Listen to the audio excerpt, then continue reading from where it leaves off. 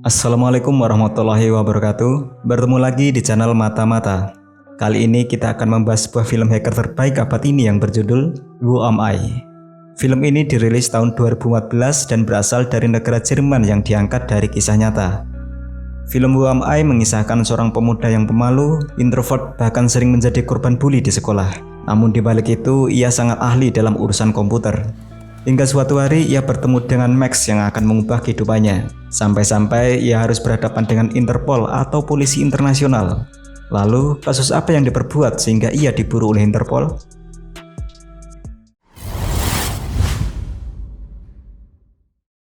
Cerita diawali dengan menunjukkan seorang pria yang bernama Benjamin. Ia ketakutan karena melihat 3 orang temannya mati ditembak.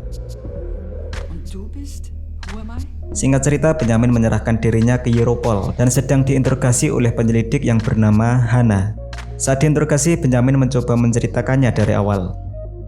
Di masa-masa kecilnya, ia sudah mengalami pengucilan di lingkungan pertemanannya, hingga ia terpaksa menyendiri di lingkungan sekolah. Kehidupan keluarganya pun cukup tragis. Ia tidak pernah tahu rupa sosok ayahnya, karena dari kecil ayahnya sudah kabur ke negara Prancis. Lalu ibunya sudah meninggal dengan cara bunuh diri saat usianya masih 8 tahun. Satu-satunya yang ia miliki adalah nenek kesayangannya. Sejak umur 14 tahunan, ia sering menghabiskan waktunya di depan komputer. Benjamin menghabiskan waktunya untuk mempelajari bahasa-bahasa pemrograman dan mencoba untuk masuk ke dalam sistem milik perusahaan swasta. Di waktu itulah ia pertama kali dapat menguasai sesuatu. Di dunia nyata, Benjamin memang orang yang dikucilkan dan dicap sebagai pecundang. Namun di dunia maya, ia merasa dianggap dan dapat menjadi sosok apa yang ia mau. Untuk berkomunikasi sesama peretas, Benjamin menggunakan darknet, yaitu internet di dalam internet. Di komunitas itu ada salah satu sosok yang ia segani dan ia anggap sebagai pahlawan. Sebut saja namanya Mr. X. Salah satu aksi fenomenal yang Mr. X pernah lakukan, ia pernah membobol server salah satu sosial media dan mengganti semua gambar user dengan pantatnya yang menawan. Mr. X juga memiliki 3 aturan. Yang pertama, tidak ada sistem yang aman. Kedua, incarlah sesuatu yang mustahil. Dan yang ketiga, bersenang-senanglah di dunia maya dan di dunia nyata. Sama seperti pemuda pada umumnya, Benjamin memiliki seorang wanita yang ia cintai sejak duduk di bangku SD, yang bernama Mary. Saking bucinya sampai-sampai Benjamin rela ke server kampus hanya untuk meretas soal ulangan yang akan dikerjakan oleh Mary.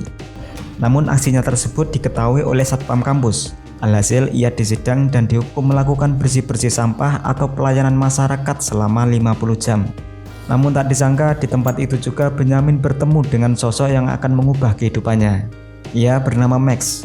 Max awalnya menanyakan kenapa Benjamin bisa dihukum di tempat itu. Benjamin dengan sedikit jeda menjelaskan bahwa ia dihukum karena melakukan pembobolan server dengan menggunakan teknik zero day exploit, di mana teknik itu sangat susah dipelajari orang awam. Mendengar jawaban dari Benjamin, si Max dengan tersenyum langsung menawarkan untuk menghadiri pesta di rumahnya. Perasaan Benjamin pada saat itu ya senang, karena ia berpikir hal ini adalah awal untuk mendapatkan pertemanan di dunia nyata.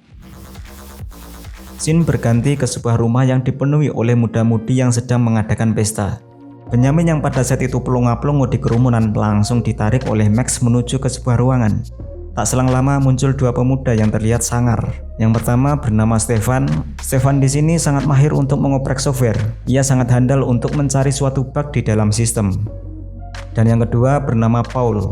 Paul sangat ahli di dalam bidang hardware. Ia juga dikenal sebagai orang yang tidak pernah tersenyum. Mungkin dikarenakan sejak kecil ia tidak pernah mengenal kasih sayang orang tua, dikarenakan orang tuanya yang telah meninggal sejak Paul masih kecil. Di saat itu Stefan dan Paul sudah mengetahui cerita Benjamin dari Max. Lalu Stefan menyuruh Benjamin untuk membuktikan skill yang dimilikinya. Dengan sedikit berpikir, Benjamin langsung membuka terminal laptop yang sudah berada di depannya. Lalu ia mulai mengetik suatu perintah untuk masuk ke dalam sistem PLN yang berada di daerah itu. Karena sebelumnya ia sudah menanam backdoor di dalam sistem PLN, ia hanya memerlukan sedikit waktu untuk masuk ke dalam server. Dan boom, Benjamin berhasil mematikan arus listrik yang ada di komplek tersebut. Namun karena polisi segera datang, mereka langsung kabur dari rumah itu. Dan petualangan Benjamin pun dimulai. Setiba di rumah, Benjamin tidak menemukan neneknya di sana. Nenek Benjamin mengidap penyakit Alzheimer yang membuat ingatannya semakin menipis, hingga ia sering berjalan sendirian di tengah jalan raya. Karena hal itu, Benjamin menginapkan neneknya di rumah sakit untuk memberinya perawatan. Saat Benjamin merenung di sebuah bangku di dalam kereta, terlihat Max tiba-tiba menghampirinya. Max pun mengajaknya untuk pergi ke sebuah tempat. Di dalam perjalanan, Max banyak bercerita tentang dirinya. Meskipun sifat Benjamin dan Max sangat berbeda, ternyata Max juga menggandrungi sosok Mr. X yang ada di Darknet. Max di sini seorang ahli social engineering yang memanfaatkan kelemahan psikolog manusia sebagai jembatan untuk meretas. Max menunjukkan aksi social engineeringnya dengan membawa bungkus roti yang ditemukannya di tempat sampah dan membawanya ke dalam toko. Di dalam toko, Max dengan nada tinggi menjelaskan ia tidak mendapatkan roti di dalam kotaknya, padahal ia sudah membayar. Pelayan pun menanyakan siapa yang melayaninya pada saat itu. Lalu Max menunjuk ke salah satu perempuan pelayan di toko tersebut. Untuk meyakinkan omongannya, Max mengancam akan melaporkan kejadian tersebut ke manajer toko jika ia tidak mendapatkan rotinya. Karena penjaga toko tersebut tidak ingin adanya masalah lebih besar, maka ia memberikan 2 roti ke Max secara cuma-cuma. Di sini dapat kita lihat sifat alami manusia cenderung untuk menghindari perdebatan. Apalagi yang diajak berdebat memiliki kepercayaan diri yang tinggi dan sudah mengetahui celah untuk memanipulasi pikiran korban agar timbul rasa takut akan sesuatu. Setelah pertunjukan kecil itu, Benjamin diajak oleh Paul, Max, dan Stefan untuk menyabotase sebuah pertemuan rahasia dari partai politik yang mendukung pemikiran-pemikiran Hitler Nazi. Benjamin pada saat itu ditugaskan untuk menghubungkan WiFi laptop yang akan digunakan untuk presentasi ke dalam jaringan WiFi yang sudah disiapkan oleh Paul. Awalnya Benjamin menolak, karena jika aksinya ketahuan, bisa-bisa ia akan dihajar oleh puluhan orang yang berbadan besar di tempat itu. Namun karena ia teringat perkataan Mr. X di mana incarlah sesuatu yang mustahil, Benjamin pun mau melakukannya dan berhasil menyambungkan koneksi WiFi laptop yang digunakan presentasi. Di sisi lain, Stefan bertugas memasang kamera CCTV untuk merekam kondisi ruangan.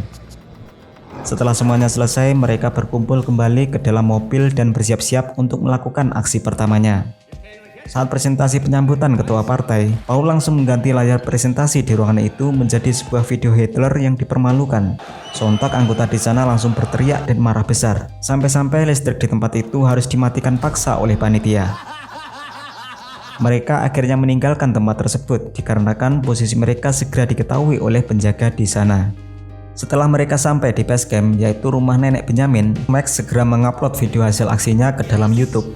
Dan tak disangka video tersebut mendapatkan view jutaan dengan respon kebanyakan menyanjung keberanian mereka.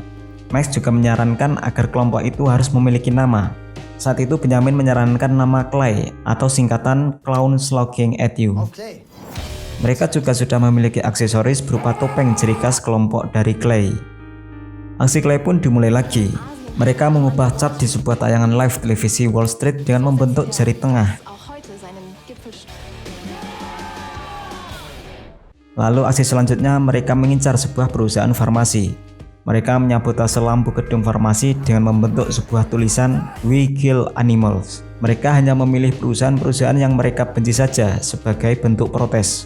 Aksi demi aksi mereka jalankan. Tak lupa mereka mengabadikan aksinya itu ke sosial media. Karena aksi beraninya, nama Clay pun segera tenar di jagat maya. Mereka juga menunggu komentar Mr. X akan aksi-aksi mereka. Namun sayangnya Mr. X masih belum mengetahui siapa itu Clay. Menurut Mr. X, Clay hanyalah sebuah bocah yang kurang perhatian.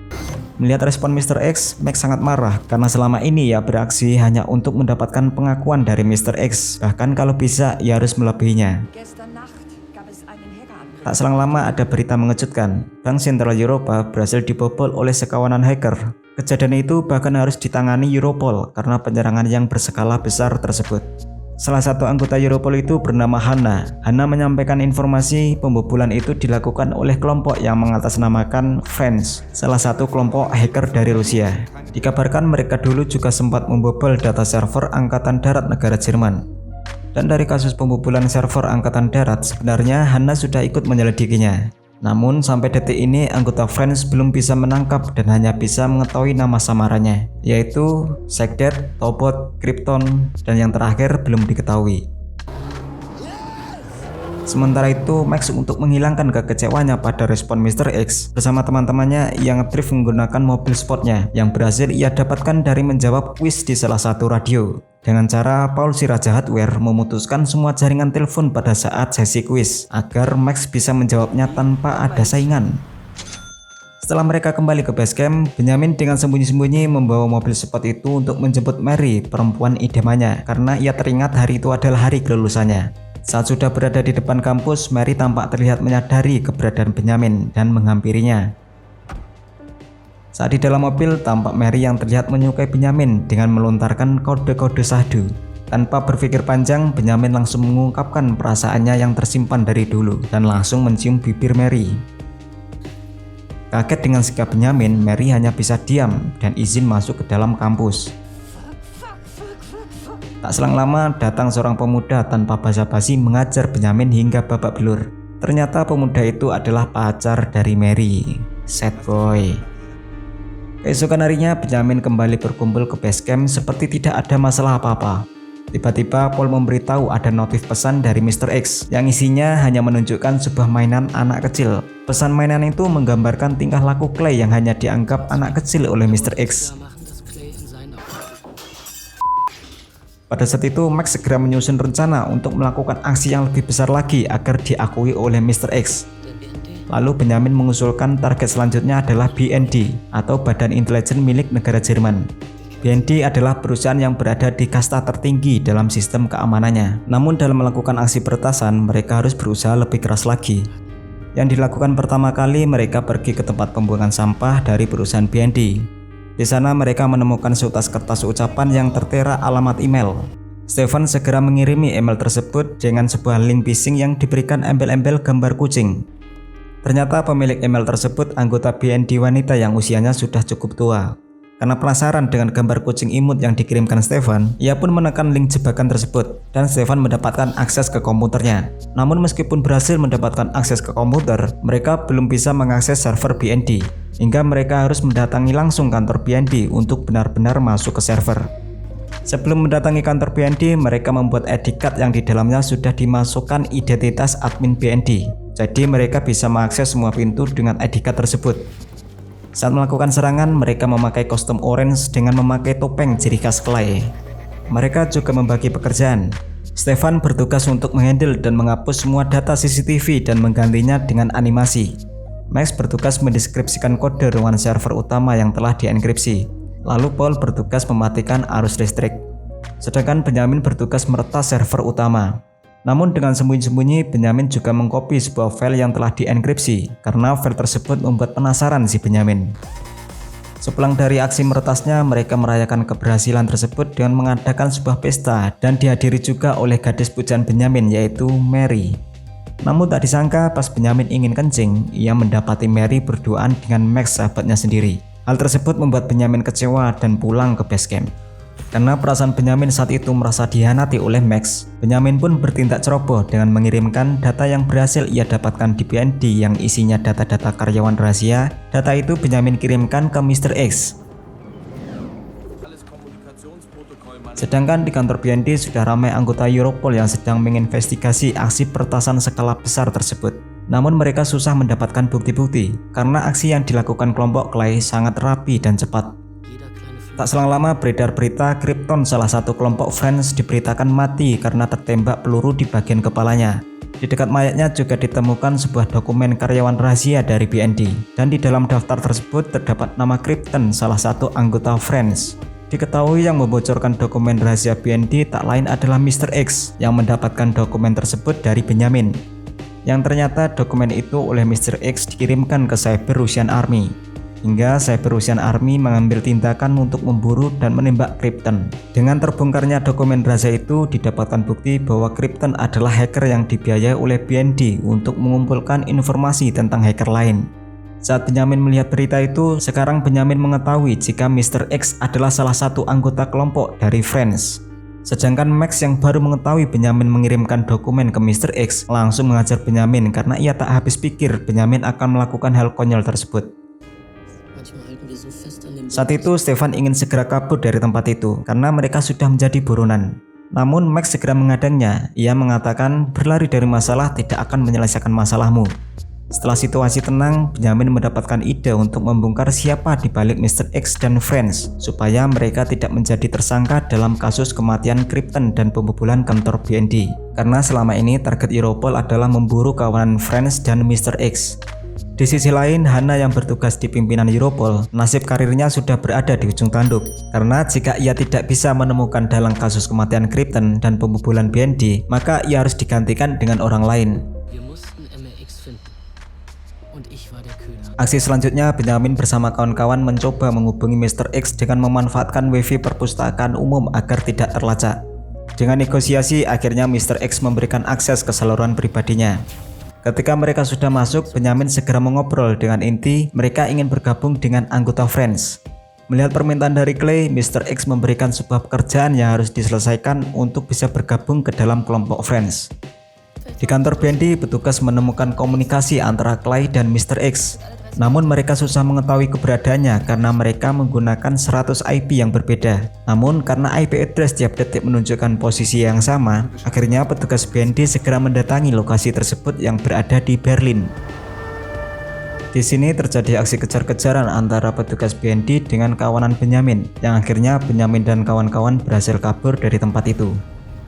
Pekerjaan dari Mr. X yang dikirimkan ke Benjamin tadi yaitu mengirimkan Trojan ke sistem Europol. Dan akhirnya Benjamin dan kawan-kawan menuju ke Europol. Ya, tapi di sini tujuan Benjamin datang ke Europol untuk membongkar identitas Mr. X dan membuktikan dialah dalang pembunuhan Krypton. Mereka berencana menjebak Mr. X agar bisa masuk ke dalam komputernya. Sebelum aksi dimulai, semua jejak tentang keberadaan Clay dimusnahkan. Di situ Max sempat meminta maaf ke Benjamin atas kejadian sebelumnya. Max benar-benar menyesali perbuatannya dan mengakui jika dia sebenarnya tidak bisa melakukan apa-apa. Max mengakui bahwa dia hanyalah script kiddie. Agar jejak mereka berempat benar-benar tidak terlacak, sampai-sampai rumah yang biasa dibuat basecamp ikut dibakar. Setelah menghilangkan jejak, mereka pun bergegas untuk pergi ke kantor Europol. Namun kali ini mereka sangat susah untuk menembusnya karena CCTV di mana-mana dan keamanan yang sangat ketat. Bahkan mereka mau masuk lewat saluran pembuangan pun tidak bisa. Sampai-sampai tangan Max sempat terkena paku saat ingin meninggalkan tempat tersebut. Benjamin yang merasa bersalah ke teman-temannya nekat datang sendirian. Benjamin memanfaatkan kartu pengunjung orang asing yang tidak sengaja ia temukan. Bermodalkan kepercayaan diri dan keyakinan seperti Max, Benjamin pun akan melakukan trik social engineering ke Pak Satpam. Benjamin mengaku dia dari tur sekolah sebelumnya dan mau mengambil dompetnya yang ketinggalan di kantin. Dengan alasan jika Benjamin ketahuan menghilangkan dompet akan dihajar bapak kandungnya.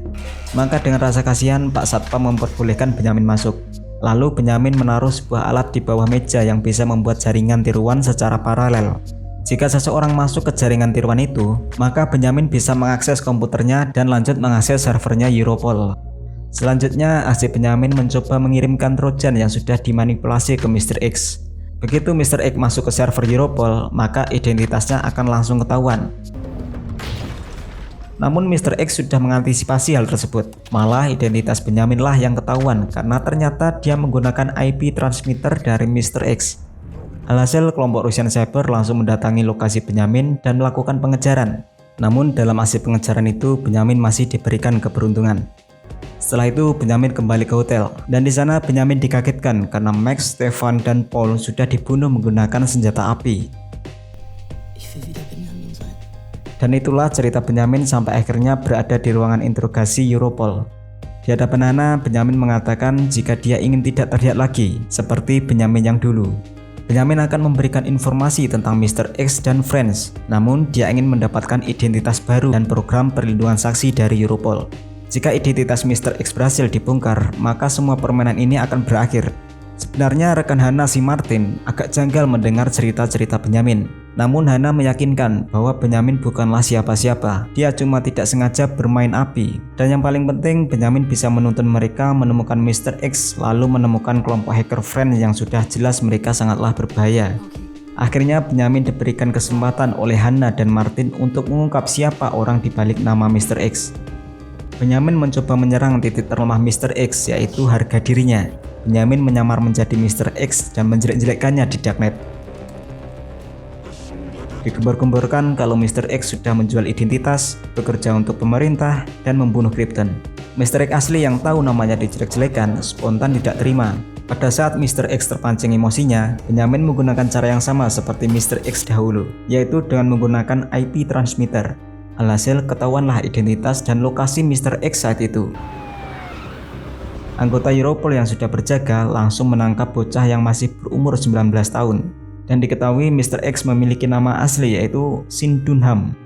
Sesuai janji, sebentar lagi Benyamin akan mendapatkan program perlindungan saksi dan memiliki identitas yang baru. Tapi Hana merasa ada kejanggalan saat melihat luka di tangannya Benyamin. Hana pun segera mendatangi rumah Benyamin. Namun di sana Hana tidak melihat bekas kebakaran. Hana hanya menemukan bungkus Ritalin di kamar Benyamin. Setelah itu Hana menemui Mary dan menanyakan tentang Benyamin. Tapi anehnya Mary juga tidak mengenal siapa itu Benyamin. Di sini Hana semakin bingung. Lalu Hana bergegas menemui dokter nenek Benyamin yang juga sangat mengenal siapa Benyamin. Dokter menjelaskan jika ibu Benyamin mengidap penyakit kepribadian ganda dengan 4 kepribadian tepatnya. Dan ada kemungkinan penyakit itu menurun ke anaknya yaitu Benyamin. Apalagi kalau dia mengonsumsi obat-obatan tertentu yang bisa memudahkan penyakit itu muncul. Di sela-sela percakapan Hana menanyakan apakah obat Ritalin termasuk pemicu penyakit itu. Ya, Ritalin salah satunya, kata dokter. Hana sudah mulai ketar-ketir, ada yang tidak beres dengan Benyamin. Hana pun langsung kembali ke kantor dan mengatakan jika semua cerita Benyamin adalah sebuah kebohongan. Luka di tangan karena paku bukan dialami oleh Max, melainkan oleh Benyamin. Lalu ibu Paul yang meninggal sejak dia kecil, itu juga kisahnya Benyamin. Selain itu rumahnya baik-baik saja dan tidak ada mayat di hotel. Mary juga tidak mengenalinya. Ini hanyalah ada di dalam imajinasi Benyamin saja. Max, Stefan, dan Paul adalah Benyamin itu sendiri, dan Clay juga Benyamin seorang diri. Semakin streslah Benyamin. Tidak, kamu salah, aku tidak seperti ibuku, katanya. Karena Benyamin masuk kategori gangguan mental dengan kepribadian ganda, maka sesuai peraturan undang-undang, Benyamin tidak bisa mendapatkan program perlindungan saksi. Dengan muka sangat kecewa, Benyamin ingin program perlindungan saksi itu tetap dilakukan, karena dia pasti akan dibunuh oleh anggota Friends dan Russian Saber.